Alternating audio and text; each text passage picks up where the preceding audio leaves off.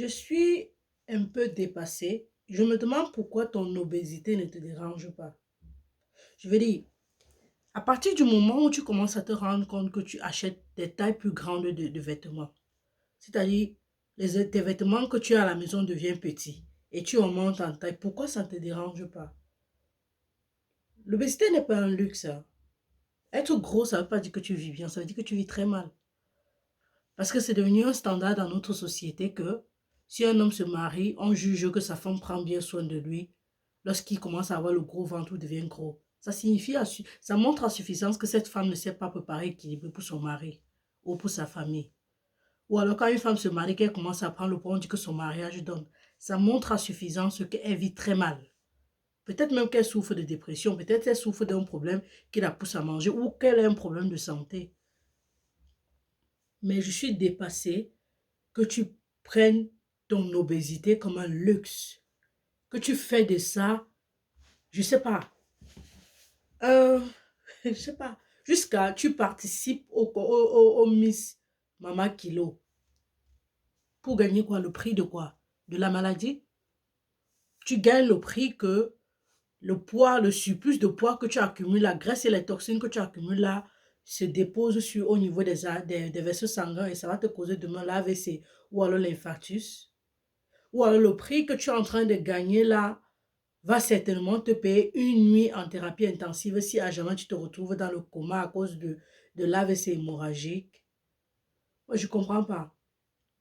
Je ne comprends pas. Pendant des années sur les réseaux sociaux, Santé et Prévention pour voir sur mes plateformes, YouTube, Facebook, la daronne de la santé sur TikTok, j'ai sensibilisé en étant très agressif, en criant, en étant vénère, parce que je comprends que c'est une maladie, maman. On voudrait classer l'obésité comme une maladie. Je l'ai fait et puis aujourd'hui, j'ai seulement dit, j'ai envie de te parler. Je veux juste te parler, tu sais. Je veux juste qu'on parle. Je veux juste qu'on communique aujourd'hui, toi et moi. Est-ce que tu es fier de toi? Tu vas te cacher derrière l'accouchement, derrière la maternité. Je vais te dire que non, tu ne dois pas le faire. Parce que moi, j'ai accouché 3 enfants. Mais je me suis battue à perdre du poids. Tu vas te cacher derrière la maladie comme la dystrophie ovarienne. Je vais te dire que moi, j'ai la dystrophie ovarienne. Mais parce que je ne suis pas fière d'être obèse, je ne suis pas fière d'avoir le poids, je pense au futur, je me suis battue à perdre le poids. Tu vas te cacher derrière la maladie thyroïdienne, je vais te dire, oh, je te l'accorde. Mais là, tu peux te faire soigner, je commence à prendre ton traitement. Tu vas te cacher derrière les contraceptions. Je vais te dire que non, tu t'assois et tu regardes ce qui ne va pas. Parce que bien que les contraceptions te donnent le poids, il y a une chose que tu fais que tu ne devrais pas faire. Manger de trop. Parce que tu vois, tout ce que je viens de te dire, c'est que il existe bien des conditions qui peuvent te pousser à être obèse. Même dans ta famille, on appelle ça la prédisposition génétique. Mais le plus important reste que tu saches qu'il y a des choses que tu ne fais pas. L'hygiène de vie n'est pas correcte. Ton hygiène de vie est à revoir. C'est ça que je te demande de faire. Oui, tu comptes sur les tes minceurs, c'est l'arnaque, on te ment, ça ne fonctionne pas. Et même quand ça donne l'impression de fonctionner, c'est parce que ça te draine de ton eau et des sels minéraux dont ton corps a besoin pour mieux fonctionner. Si je te mens, continue. Et tu verras que tes os vont en souffrir. Tu comptes sur quoi? Sur les régimes? Ça ne va pas fonctionner parce que ça te met une pression psychologique, mentale. Tu stresses, tu stresses, tu stresses et à la fin, tu rechutes. Ce que je te demande, c'est de prendre ton temps. Va et agis sur des petites choses, sur des petits détails et obtiens-moi des résultats. Perds 5 kilos en 5 ans, je n'ai pas un problème.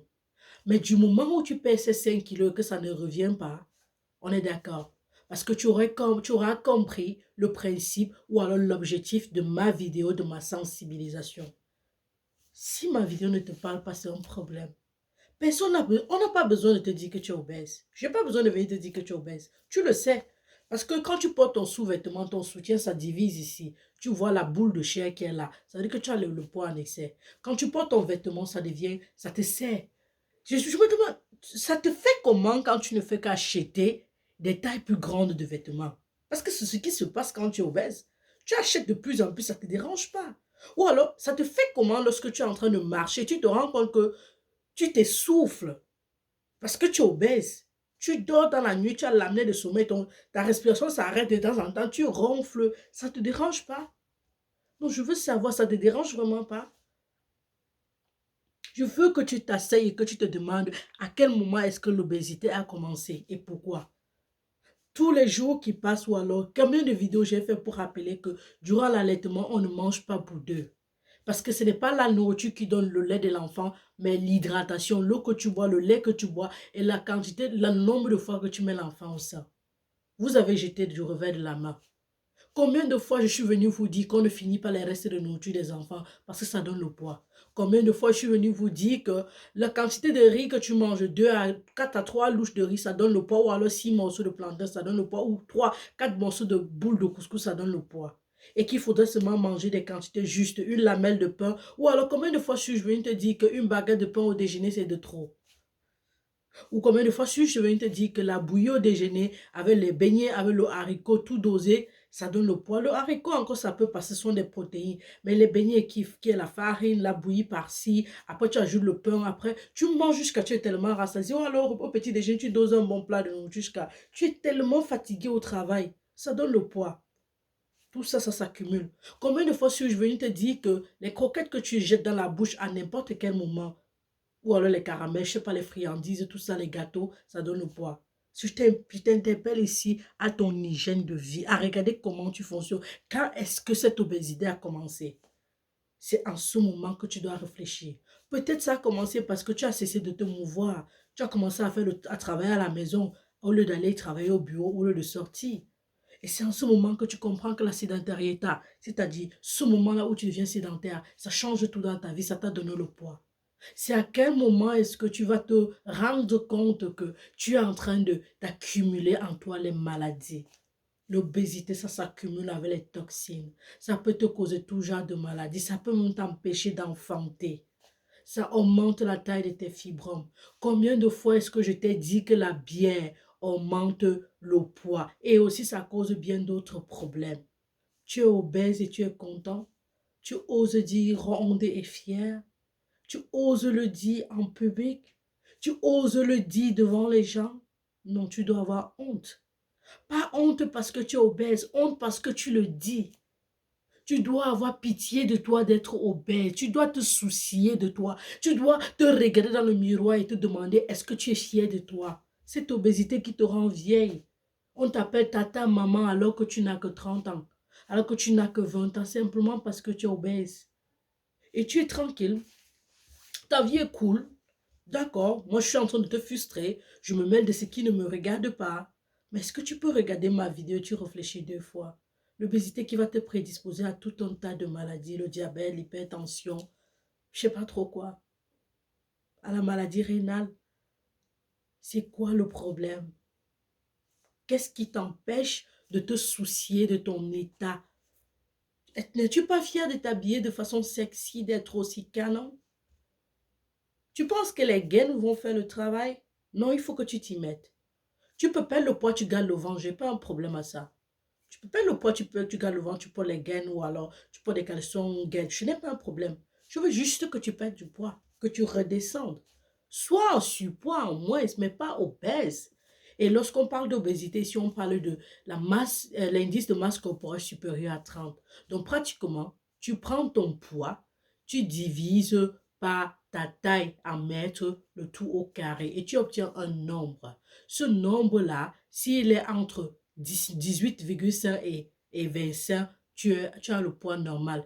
S'il est entre 25 et 30, tu es en surpoids. S'il est au-dessus de 30, tu es obèse. S'il est en dessous de 18,5, ça veut dire que tu es en sous-poids. Ça veut dire que tu ne manges pas bien ou alors ça veut dire que tu ne manges pas les aliments assez nutritifs. Et les aliments nutritifs sont les aliments qui contiennent des protéines. Tu ne t'attends pas à ce que je te dise d'aller manger le gras pour prendre du poids parce que ce gras-là, c'est ça que je suis en train de combattre parce que ça contient du mauvais cholestérol. Tu es en train, tu as l'obésité, tu es contente. Tu es content. On t'appelle tonton, on t'appelle boss parce que tu as un long ventre et tu es content. Non. C'est un dimanche que je suis en train de faire cette vidéo. J'espère la poster aujourd'hui ou un autre jour, mais s'il te plaît, prends un moment dans ta vie et pense à toi. Va faire l'activité sportive. Réduis tes repas. Contrôle ce que tu fais. C'est-à-dire, scanne ta vie. Donne-toi une hygiène de vie. 3 repas par jour. 2 goûter les fruits. 2 ou 3 goûter les fruits. Tu manges à 18 h au plus tard. Certains vont me dire, tout le monde ne peut pas s'accommoder, tout ça, tout ça. Est-ce que vous voudrez que la maladie arrive avant que vous vous rendez compte que vous êtes en train de mal faire? Si oui, je vous laisse faire. Hein. Je m'en lave les mains. D'ailleurs, je suis sûr que vous allez ignorer la vidéo. Mais un jour, quand vous serez déjà malade, vous allez voir cette vidéo-ci et vous allez pleurer. Je vous assure, vous allez pleurer. Je vous souhaite une bonne journée et j'espère que j'ai parlé assez fort pour que vous preniez 1 minute de votre temps pour réfléchir sur votre obésité. C'était la dame de la santé 3.0, doctoresse Thérèse, infirmière. Cheers.